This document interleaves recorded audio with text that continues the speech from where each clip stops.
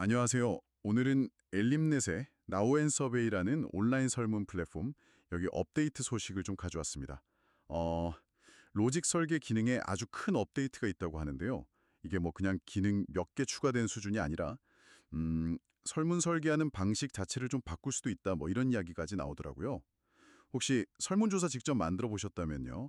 그 응답에 따라서 질문 순서 막 바꾸거나 아니면 뭐 특정 그룹한테만 다른 질문 보여줘야 할 때 있잖아요.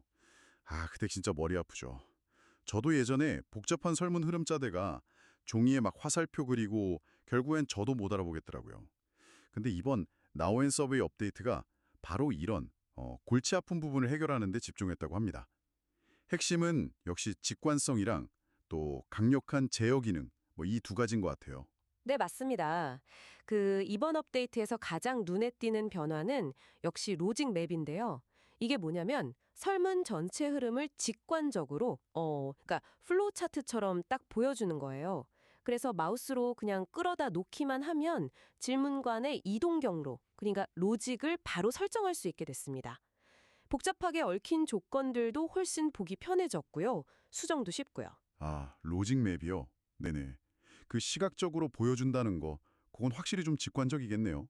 근데 설문이라는 게 뭐 단순히 이 질문 다음에 저 질문 이렇게만 가는 건 아니잖아요.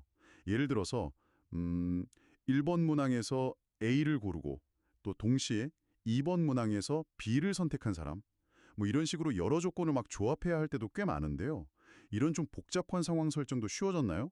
예전엔 이런 거 하려면 진짜 좀 힘들었거든요. 바로 그 점이 이번 업데이트의 또 다른 강력한 부분입니다. 복합 조건 로직이라는 기능이 새로 들어갔거든요. 이걸 쓰면 여러 질문의 응답값을 AND나 OR 조건으로 이렇게 딱 묶어서 아주 정교하게 분기 처리를 할 수 있게 됐습니다. 그러니까 방금 말씀하신 1번에서 A 그리고 2번에서 B를 고르면 5번으로 가라 같은 거요. 이런 시나리오를 뭐 별도 코딩 같은 거 없이 그냥 설정할 수 있게 된 거죠. 이에 그냥 편해진 걸 넘어서요. 이전에는 설계 자체가 좀 어려웠던 아주 구체적인 타겟 그룹을 대상으로 더 깊이 있는 질문을 던질 수 있게 됐다는 의미가 있습니다. 그리고 물론 특정 조건에 해당하지 않는 응답자들을 위한 다른 경로 설정, 이것도 당연히 가능하고요. 아하, 여러 질문의 응답을 이렇게 저렇게 엮는 게 가능해졌군요. 그럼 질문 유형 자체에 따라서 좀 더 세부적으로 설정하는 건 어떤가요? 이게 객관식인지 아니면 뭐 점수 척도인지 순위 매기는 건지에 따라서 원하는 로직이 다를 수 있잖아요. 예를 들면 뭐 NPS 점수가 낮은 사람, 높은 사람한테 다른 후속 질문을 준다거나 그런 거요? 네, 맞습니다. 그 질문 유형별 특성을 다 고려해서 맞춤 로직 설정이 가능해졌어요.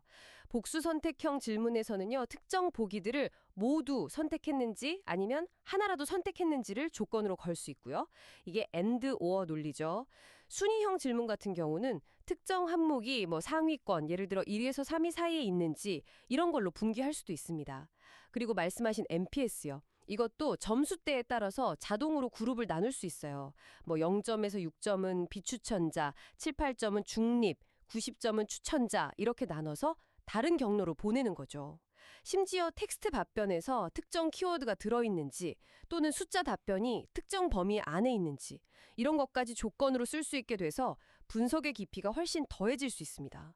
척도형 문항들도 세부 수치 범위로 조건을 정밀하게 설정할 수 있고요. 와, 듣다 보니까 이게 단순히 질문 순서만 바꾸는 문제가 아니라 어, 응답 내용에 따라서 아예 어떤 질문은 보여주고 어떤 건 그냥 감춰버리는 거 이것도 되게 중요하겠다는 생각이 드네요. 괜히 관련 없는 질문 계속 나오면 응답하는 사람도 좀 지치잖아요. 네, 정확히 오셨습니다. 디스플레이 로직이라는 기능이 바로 그 역할을 합니다. 특정 조건을 만족하는 응답자에게만 특정 질문이나 뭐 설명문 같은 걸 보여주거나 반대로 숨길 수가 있는 기능이에요. 예를 들면 뭐 특정 제품 사용자한테만 그 제품 만족도 질문을 보여주는 딱 그런 식이죠. 이렇게 하면 응답자는 훨씬 깔끔하고 자기랑 관련 있는 설문에만 답하게 되니까 경험이 좋아지고요. 설계하는 사람 입장에서는 불필요한 데이터가 쌓이는 걸 막을 수 있어서 좋죠.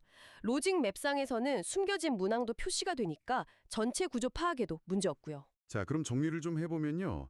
이번 업데이트는 첫째, 시각적인 로직 맵으로 전체 구조를 한눈에 파악하기 쉽게 만들었고, 둘째, 복합 조건이란 질문 유형별 세부 로직으로 아주 그냥 세밀한 타겟팅이 가능해졌고, 셋째, 디스플레이 로직으로 응답자 경험까지 개선했다. 이렇게 볼 수 있겠네요. 이건 단순히 설문 만드는 시간 좀 줄여준다 이런 차원을 넘어서는 것 같아요. 예전에는 기술적으로 좀 복잡하거나 어려워서 시도하기 힘들었던 그런 질문 설계를 이제 진짜 해볼 수 있게 됐다. 이런 점에서 의미가 상당히 커 보입니다. 네, 그렇습니다. 복잡한 로직 설계에 대한 장벽이 훨씬 낮아진 셈이죠. 그래서 이제 더 많은 사람들이 뭐 전문가가 아니더라도 정교한 데이터 수집 방법을 활용할 수 있게 된 겁니다.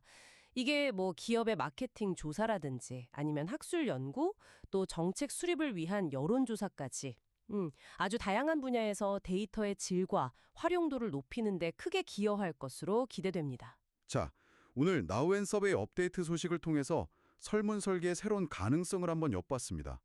이렇게 강력하고 또 유연해진 도구를 당신이 만약 손에 쥐인다면 과거에 이건 너무 복잡해서 안 돼 하고 포기했던 그런 질문 방식이나 응답자 경로 혹시 설계해보고 싶은 게 있으신가요?